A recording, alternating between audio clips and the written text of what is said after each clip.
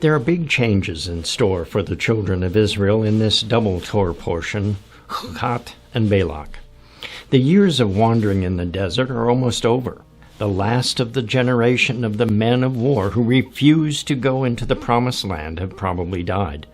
As the 40th year from the time of their deliverance from Egypt begins, Miriam dies, and the rock that had provided water for them throughout their time in the wilderness ceased to give water.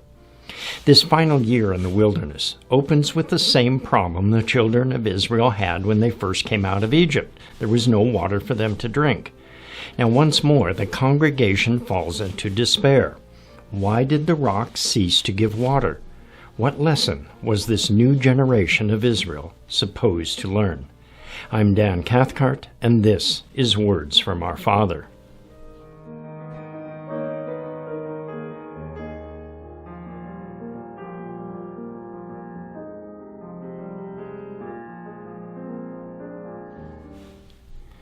As the final year of the wanderings of the children of Israel begins, the Torah relates these two seemingly disconnected events. But there is a connection, a much deeper and profound one than one might think. The death of Miriam and the rock ceasing to provide water occur at the same time. Look at Numbers 20, verses 1 and 2. Then the children of Israel, the whole congregation, came into the wilderness of Zin in the first month, and the people stayed in Kadesh, and Miriam died there and was buried there. Now there was no water for the congregation, so they gathered together against Moses and Aaron. So let's examine these two verses a little closer. First, the Torah emphasizes that the entire congregation is present. There are two main words in Hebrew that are translated as congregation. They are kahal and idah. Kahal is number 6950, meaning to assemble or gather, and as a noun, it means an assembly or a gathering. Idah is number 5712. Now, it's the word that is used most often for congregation, as in the case of Numbers 20, verse 1. It seems to mean almost the same thing as kahal, but with an added sense of a fixed gathering or assembly. Idah is the feminine form of the word Id, number 5707, meaning a witness or testimony. So the difference of these two Hebrew words in the sense of, or is a sense of purpose, or the gathering when the word Idah is used. Now, for example, the first use of the word Idah is in Exodus 12:3, when Moses gathered the congregation to hear the instructions about choosing a Passover lamb on the 10th day of the first month. At the Passover, the children of Israel killed the Passover lamb and sprinkled the blood on the doorposts and lintels of their homes. Now that night, they witnessed God's protection over their home as the death angel spared their own firstborn, but killed all the firstborn of Egypt. Now the entire congregation is gathered at a place called Kadesh in the wilderness of Zin. 38 years earlier, the children of Israel were gathered at a place called Kadesh in the wilderness of Paran, when they sent the 12 spies into the promised land. Look at Numbers 13, verse 26. Now they departed and came back to Moses and Aaron and all the congregation of the children of Israel in the wilderness of Paran. At Kadesh, they brought back word to them and to all the congregation and showed them the fruit of the land. Are these two different places with the same name? Or is the Kadesh in the wilderness of Paran the same place as the Kadesh in the wilderness of Zin? Biblical scholars differ about the answer to this question. The Jewish sages Rashi, Ibn Ezra, and Ramban all agree that these are indeed two different places. Ramban comments. The Paran wilderness is referenced to inform the reader that this Kadesh, that is Kadesha of 1326, is Kadesh Barnea in the Paran wilderness, not Kadesh in the Zin wilderness, where the incident of the water of Meribah took place in year 40. So, is it a coincidence that both times the children of Israel approached the promised land, Their launching off point is a city named Kadesh. The name Kadesh is number 6946, meaning sanctuary, haven, or holy place. It comes from the root word kadash, number 6942, meaning to be or make clean or holy, to consecrate, dedicate, defile, or hallow. The Kadesh from which Moses sent the spies into the land should have been a place of good memories. It could have been a place where they set up a memorial of God bringing them into the land. But instead, it became a place of judgment. In the NKJV Study Bible comments on this Kadesh in the wilderness of Paran. The name Kadesh is associated with the Hebrew word that means holy. Had the story turned out differently, this name would have been associated with positive memories. It would have been here that they would have sanctified themselves for their campaign of conquest of the land. Instead of being a place where Israel was sanctified, it became a place where Israel was, in a sense, defiled. At Kadesh in the wilderness of Zin, we will see that God will be sanctified and seen as holy by the children of Israel. With the entire congregation gathered at Kadesh in the wilderness of Zin, Miriam dies, and the water from the rock ceased. The Jewish sages connect these two events. First Fruits of Zion and Torah Club Shadows of the Messiah explains the connection. The sages discern a cause and effect relationship between the death of Miriam and the lack of water, emphasizing the relationship between Miriam and water. According to the Jewish tradition, Miriam's merit made the water flow from the rock. When she died, the water abruptly stopped. This is why the sages refer to the rock as the well of Miriam. The prophetess Miriam, one of the three leaders of Israel, died, resulting in the cessation of the water. Now, during the time of grief and mourning of Moses and Aaron, the congregation gathered together against them. Like their fathers before them, 39 years earlier, they feared that God had brought them out of Egypt to let them die in the wilderness. Numbers 20, 3 and 4. And the people contended with Moses and spoke, saying, "If only we had died when our brethren died before the Lord. Why have you brought up the assembly of the Lord into the wilderness that we and our animals should die here?" The Hebrew word used for assembly in verse 4 is kahal, not idah. They refer to themselves as merely a gathering of people with no implied or stated purpose. Moses and Aaron respond as they had done so many times in the past, when they went to the Lord at the door of the tabernacle and sought God's instructions. God told Moses and Aaron to bring back the water from the rock. Numbers 20, verses 7 and 8. Then the Lord spoke to Moses, saying, "Take the rod, you and your brother Aaron, gather the congregation together, speak to the rock before their eyes, and it will yield its water. Thus you shall bring water for them out of the rock, and give drink to the congregation and their animals." Moses and Aaron were to gather the congregation to see God miraculously provide for them. The word God used for congregation is idah. They were gathered together for a purpose, to see, to witness, and to testify about the event. Moses began to follow God's instructions as he always had, as the Lord commanded him. Look at Numbers 20, verse 9. So Moses took the rod from before the Lord as he commanded him.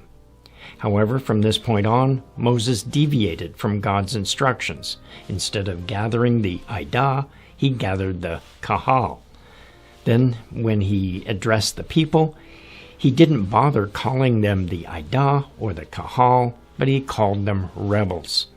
Look at Numbers 20, verse 10. And Moses and Aaron gathered the assembly together before the rock, and he said to them, "Hear now, you rebels, must we bring water for you out of this rock?" Moses' errors continued to compound. Now, he claimed the credit for bringing the water out of the rock to himself and to Aaron. There is no mention of them witnessing God's miraculous provision and how God cares for his people, providing for their needs. Now it gets worse. Moses was supposed to speak to the rock before their eyes so that they could see, but instead Moses angrily addresses the people as rebels, and then he strikes the rock twice. Look at Numbers 20, verse 11. Then Moses lifted his hand and struck the rock twice with his rod, and water came out abundantly, and the congregation and their animals drank. God still brought water from the rock, but he was not pleased with Aaron and Moses. Numbers 20, verse 12. Then the Lord spoke to Moses and Aaron, "Because you did not believe me, to hallow me in the eyes of the children of Israel, therefore you shall not bring this assembly into the land which I gave to them." Moses, who had faithfully completed all the tasks God gave him according to the word of the Lord, deviated from God's plan. God did not appear to be angry about the demands of the people. In fact, the tone of God's instructions to Moses in verse 8 is one of kindness and benevolence. Moses' tone, however, indicated that God was angry with them and grudgingly provided the water for them. By misrepresenting God to the people, Moses failed to hallow God in the eyes of the people. The NKJV Study Bible comments. God saw Moses' actions as a lack of respect and awe for his holiness. God's instructions were not honored. Moses, who for so long had been concerned with the reputation of God, slighted the Lord by not following his clear instructions in the presence of the congregation. Remember, this happened at Kadesh, which means to consecrate, dedicate, or hallow. Moses was to demonstrate God's holiness in front of the people. Although Moses did not follow God's instructions, God's name was still hallowed. This incident concludes with God stating that he was hallowed among the children of Israel. Look at Numbers 20, verse 13. This was the water of Meribah, because the children of Israel contended with the Lord, and he was hallowed among them. Although this event happened at Kadesh, the name of the place where God provided the water was called Meribah. This was the same name that was given to the place where God first provided water from the rock. This common name among the similar situations and resolution links these two events. In each event, the children of Israel cry out to God because they don't have water. This is a serious situation because without water, death can occur in just a few days. They were without resources, far from any known source of water. This was especially dire for over 2 million people. There is no human solution to this situation. In each event, God demonstrated his love for them by miraculously providing water from the rock. However, these events have significant differences. What are these differences, and what is the meaning of the differences? To start with, there is something special about the rock. Paul says that it followed them in the wilderness and tells us that the rock is Yeshua. Look at 1 Corinthians 10, 1 through 4. Moreover, brethren, I do not want you to be unaware that all our fathers were under the cloud, all passed through the sea, all were baptized into Moses in the cloud and in the sea. All ate the same spiritual food, and all drank the same spiritual drink. For they drank of the spiritual rock that followed them, and the rock was Christ. So, how do we see Yeshua in these two events? In the first event in Exodus, Moses is told that God will stand on the rock in Horeb, and that Moses is to strike it. Look at Exodus 17, verse 6. Behold, I will stand before you there on the rock in Horeb, and you shall strike the rock, and water will come out of it, that the people may drink. And Moses did so in the sight of the elders of Israel. The name Horeb is number 2722, means desolate. It comes from the root word karab, number 2717, meaning to parch, as through drought. The rock is in a desolate, dry place, without water. Death is not far off, but God stood on the rock while Moses struck it. If Yeshua is the rock, then Moses metaphorically struck Yeshua. Yeshua told the woman at the well that anyone who drank from the water that he provides would never thirst. Look at John 4:13-14. Jesus answered and said to her, "Whoever drinks of this water will thirst again, but whoever drinks of the water that I shall give him will never thirst. But the water I shall give him will become in him a fountain of water springing up into everlasting life." Yeshua is the source of living water, but before the water could be available for us to drink, Yeshua had to be struck. In the hours leading up to his crucifixion, Yeshua was beaten. Mark 15, verse 15. So Pilate, wanting to gratify the crowd, released Barabbas to them and delivered Jesus, after he had scourged him, to be crucified. In the first incident of the lack of water in the wilderness, it was necessary for the rock to be struck like Yeshua was struck. In the second incident, associated with Miriam and this rock called the Well of Miriam, the rock was to be spoken to, not struck. When Miriam died, the water ceased. Strong's definition for Miriam's name is number 4813, meaning rebelliously. However, it comes from a word Marie, number 4805, meaning bitter or bitterness. While on the cross, Yeshua drank the bitter wine and died. John 19, verse 30. So when Jesus had received the sour wine, he says, "It is finished," and bowing his head, he gave up his spirit. When Yeshua died, he went into the grave. His followers were discouraged, fearful, and doubted that Yeshua was the Messiah until he appeared to them after his resurrection. When Yeshua's friend Lazarus died, Yeshua said that he was glad he was not there. John 11:14 and 15. Then Jesus said to them plainly, "Lazarus is dead, and I am glad for your sakes that I was not there, that you may believe. Nevertheless, let us go to him."